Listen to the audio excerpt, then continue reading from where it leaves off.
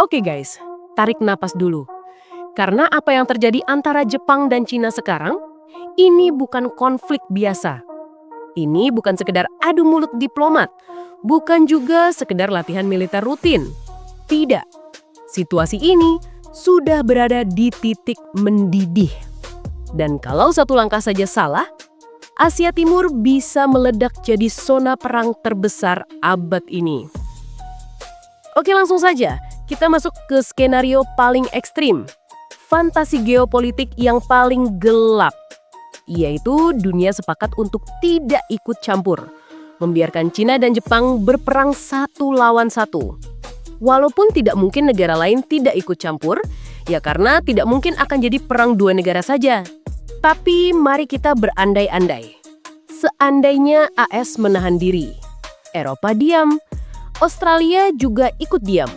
Rusia juga yang masih disibukkan dengan Ukraina. Sehingga Cina dan Jepang dibiarkan duel satu lawan satu. Ini seperti gladiator arena, tapi skalanya ratusan juta jiwa. Ini skenario saat dunia menutup mata.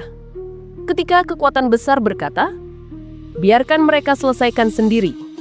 Dan yang terjadi setelah itu adalah salah satu perang paling brutal dalam sejarah modern.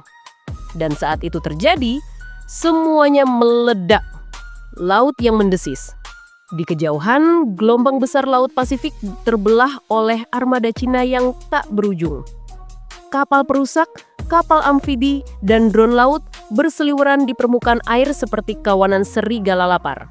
Tujuan mereka cuma satu, menggulung Jepang sebelum Jepang sempat bernapas.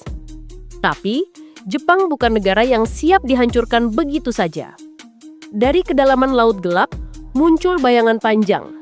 Taigei, kapal selam terbaru Jepang melaju diam-diam, seperti harimau yang menahan napas sebelum menerkam. Jika kapal permukaan Cina adalah lautan badai, maka kapal selam Jepang adalah bayangan kematian di bawahnya. Pada pukul 2:13 dini hari, sirine di Tokyo meraung. Sistem satelit menangkap kilatan. Serangan rudal jarak jauh Cina melintas seperti kilat merah membelah langit. Dalam 40 detik, Jepang membalas. Puluhan rudal anti kapal dari pulau-pulau kecil di selatan ditembakkan kembali. Dan di tengah kekacauan itu, salah satu kapal induk Cina terguncang keras. Bukan tenggelam, tapi cukup untuk membuat Beijing sadar Jepang tidak akan menyerah tanpa menggigit balik. Kemudian apa kelebihan dan kelemahan dan siapa yang lebih unggul di antara mereka? Secara jumlah, China seperti monster tak berujung. Secara kualitas, Jepang seperti pedang yang ditempa sempurna.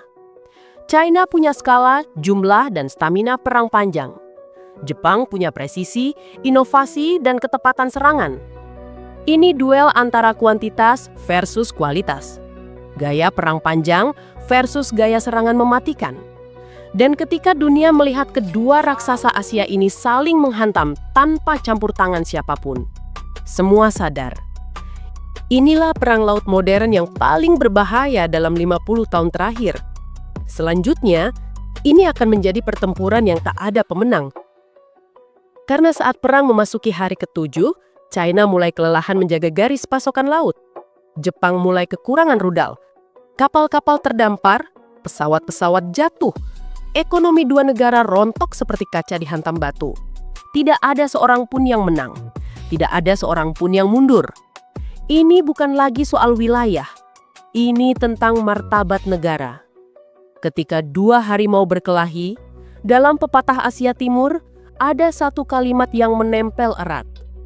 Jika dua harimau berkelahi, salah satunya pasti mati, dan yang selamat pun pasti akan sekarat. Begitulah gambaran perang China-Jepang jika dunia membiarkan mereka bertarung. Sebuah duel yang cepat tapi brutal, canggih tapi kacau, dan pastinya akan mengubah sejarah dunia selamanya. Dampak global. Walaupun dunia tidak ikut perang, ekonomi global hancur. Pasar elektronik dan mobil runtuh. Rantai pasok chip dunia berhenti. Harga minyak dan logam melonjak. Industri smartphone mati total. pasar Asia jadi kacau. Perang ini akan mengubah dunia walaupun dunia tidak turun ikut perang. Kesimpulan, dalam skenario ini, tanpa AS, tanpa Eropa, tanpa siapapun, China kemungkinan menang dalam perang jangka panjang. Tapi harga kemenangannya sangat besar. Jepang akan hancur, tapi tidak akan pernah menyerah tanpa perlawanan brutal. Dan dunia yang menonton hanya bisa menyesal kenapa mereka membiarkan dua kekuatan besar ini saling membantai.